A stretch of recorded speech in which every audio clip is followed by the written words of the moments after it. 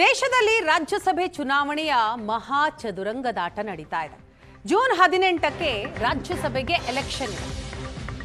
ಈ ಹಿನ್ನೆಲೆಯಲ್ಲಿ ಶಾಸಕರನ್ನ ಹಿಡಿದಿಟ್ಟುಕೊಳ್ಳೋದಿಕ್ಕೆ ರೆಸಾರ್ಟ್ ಪಾಲಿಟಿಕ್ಸ್ ಮೊರೆ ಹೋಗಿದ್ದಾರೆ ರಾಜಕಾರಣಿಗಳು. ಮಧ್ಯಪ್ರದೇಶ ಕಾಂಗ್ರೆಸ್ ಶಾಸಕರಿಗೆ ಬೆಂಗಳೂರಿನಲ್ಲಿ ರೆಸಾರ್ಟ್ ಬುಕ್ ಆಗಿದೆ.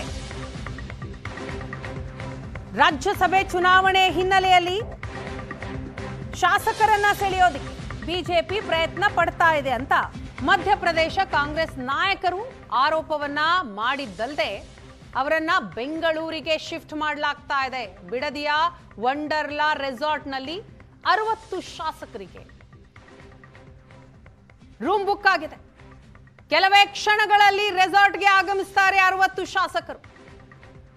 ಚುನಾವಣೆಯ ಮಹಾ ಚದುರಂಗದಾಟ ನಡೀತಾ ಇದೆ. ಜೂನ್ 18ರಂದು ರಾಜ್ಯಸಭೆ ಚುನಾವಣೆ ಇರುವ ಹಿನ್ನೆಲೆಯಲ್ಲಿ ಕಾಂಗ್ರೆಸ್ ತನ್ನ ಶಾಸಕರನ್ನ ಹಿಡಿದಿಟ್ಟುಕೊಳ್ಳುವಂತಹ ಪ್ರಯತ್ನಕ್ಕೆ ಮೊರೆ ಹೋಗಿದೆ. ಕಾರಣ ಶಾಸಕರನ್ನ ಸೆಳೆಯೋದಿಕ್ಕೆ ಬಿಜೆಪಿ ಪ್ರಯತ್ನ ಪಡ್ತಾ ಇದೆ ಅಂತ ಮಧ್ಯಪ್ರದೇಶ ಕಾಂಗ್ರೆಸ್ ನಾಯಕರು ಆರೋಪವನ್ನ ಮಾಡಿದ್ದಾರೆ. ಅಡ್ಡ ಮತದಾನ ತಡೆಯೋದಿಕ್ಕೆ, ಇದರ ಜೊತೆಗೆ ಶಾಸಕರನ್ನ ಒಗ್ಗಟ್ಟಾಗಿಡೋದಿಕ್ಕೆ ಕಾಂಗ್ರೆಸ್ ಆಡಳಿತವಿರುವ ಕರ್ನಾಟಕಕ್ಕೆ ಈಗ ಶಾಸಕರು ಶಿಫ್ಟ್ ಆಗ್ತಾರೆ.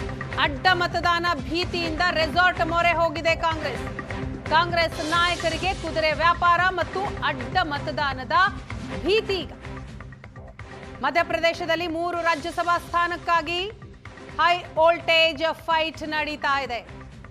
ಅಡ್ಡ ಮತದಾನ ಆಗುವ ಭೀತಿ ಇದೆ. ಹಾಗಾಗಿ ಕಾಂಗ್ರೆಸ್ ಶಾಸಕರು ಬೆಂಗಳೂರಿಗೆ ಶಿಫ್ಟ್ ಆಗ್ತಾರೆ.